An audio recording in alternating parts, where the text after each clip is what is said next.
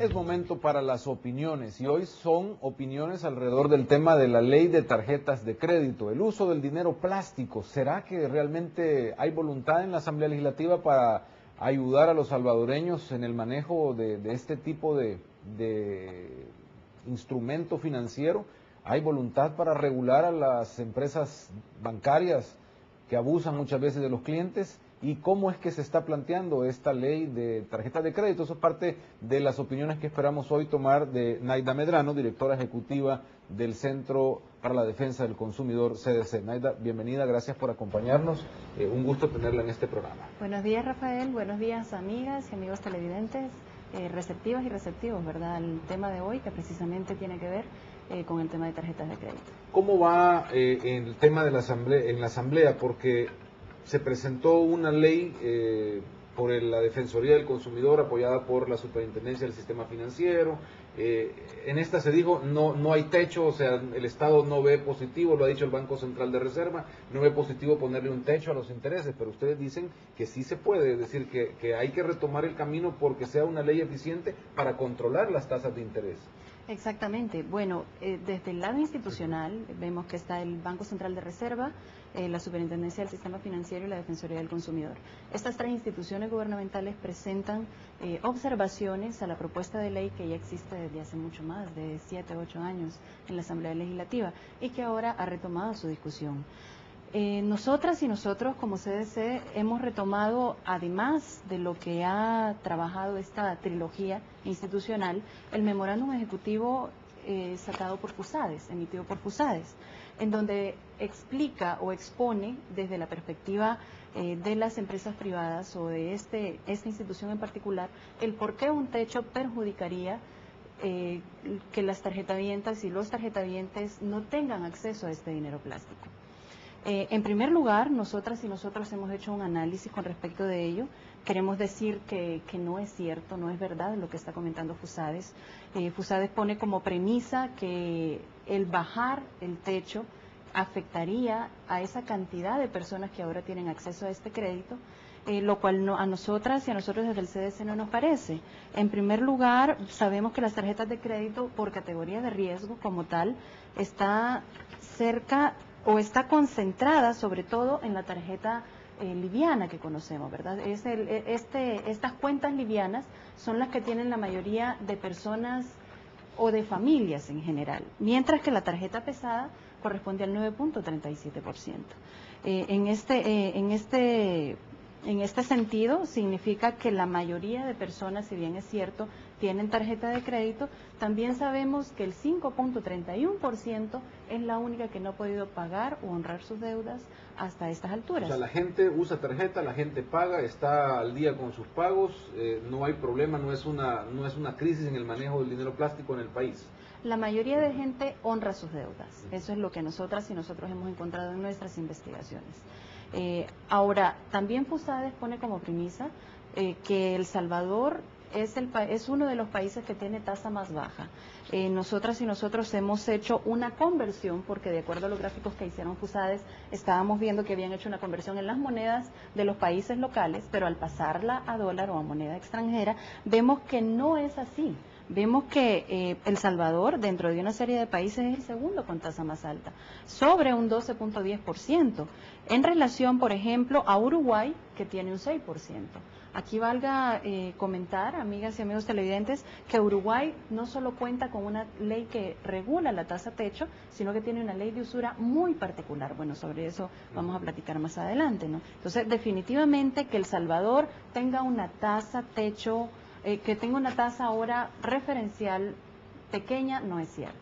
Es una de las que más altas. ¿Qué significa ponerle techo? Porque inmediatamente los economistas y los banqueros dicen, si le pone techo, entonces eso limita la oferta y la demanda, entonces va a ser más caro el dinero de alguna manera, o va a ser más difícil que le demos el instrumento porque tenemos controlado el techo. ¿Cómo es que debería funcionar esto? Ponerle techo es precisamente poner un límite sobre el cual después de ello no pueden cobrar más interés. Estamos hablando de la tasa techo para la tasa de interés únicamente. Aparte de esto, habría que regular el cobro de las comisiones sobre comisiones, que es también otra discusión que se vendrá en su momento en la Asamblea Legislativa. Sobre eso como que hay más criterio unánime, es decir, que sí hay que desmontar toda una serie de abusos. Exactamente. Pero sobre el techo, ¿cómo se calcula o quién decide cuál es el techo óptimo para una tarjeta de crédito? Porque aquí incluso le dicen a uno que hay un cobro mensual de interés, pero cuando uno lo hace anual se da cuenta que paga 40, 42, 43%. Así mismo es, Rafael. Bueno, definitivamente lo que nosotras y nosotros tenemos en El Salvador es tomar como base el porcentaje referencial que da el Banco Central de Reserva. El porcentaje referencial que está dando es entre el 12 y 15%, entonces sobre eso los bancos pueden jugar a 10 puntos porcentuales sobre de ello. Eso es lo que está retomando el espíritu de la ley del sistema de tarjetas de crédito, la propuesta como tal. ¿Y es Sin rentable? embargo, Es decir, para una empresa que emite tarjetas, ¿es rentable eso del 12 o el 10 puntos arriba como máximo? depende de la lógica con la que lo veamos. Si es una empresa que se dedica a eso, bueno, sabemos que también en El Salvador existen oligopolios grandes con respecto al manejo de tarjetas de crédito o al sistema financiero como tal. Si vemos que va a haber que hacer una selección responsable a quién se emita el dinero plástico, o sea, vamos a hacer una selección y un establecimiento de criterios mínimos de persona que pueda tener acceso a estas tarjetas de crédito, entonces definitivamente sí va a haber un montón de gente que no va a tener acceso a esto. Pero nosotras y nosotros no vemos problema en eso. Ahí es donde también tenemos una propuesta muy puntual, que es que entonces se reactive el papel o la actividad precisamente de la banca estatal al efecto de poder suplir o llegar a este segmento de la población que no va a poder tener acceso a estos grandes oligopolios, que es capital transnacional. Estamos hablando totalmente de un capital transnacional. Ahora, ¿cómo hay que ver el mercado realmente? Porque hablamos de tarjetas de crédito, pero pensamos en los bancos, ¿verdad? Pero también hay tarjetas de crédito en almacenes, en supermercados, y casi todo el mundo tiene una tarjeta que da crédito. Y luego están las tarjetas de débito, que al mismo tiempo son tarjetas de crédito, o combinaciones de ambos. Entonces, ¿aquí a dónde estaríamos afectando o beneficiando?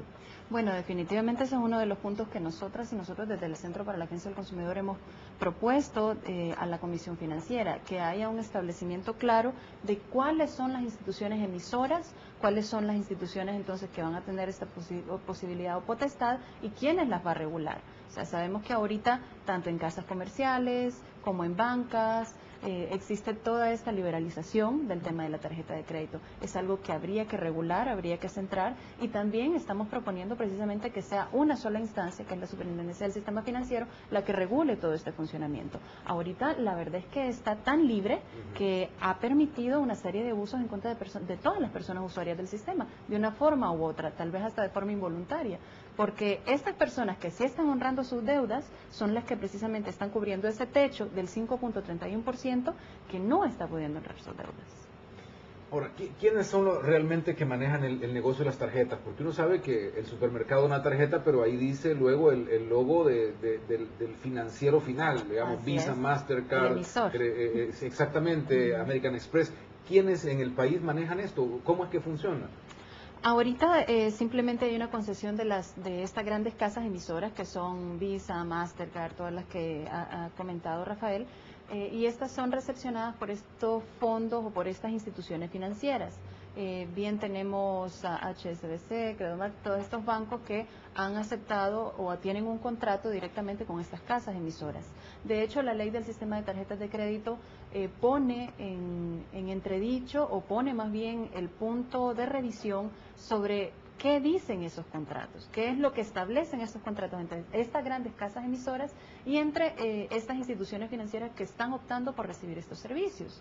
Definitivamente es algo que todavía no conocemos, que quisiéramos desentrañar realmente qué es lo que establecen esos contratos, cómo se hacen estas relaciones y cómo entonces esta grada o este segundo escalón o estos intermediarios, porque al fin y al cabo se convierten en intermediarios,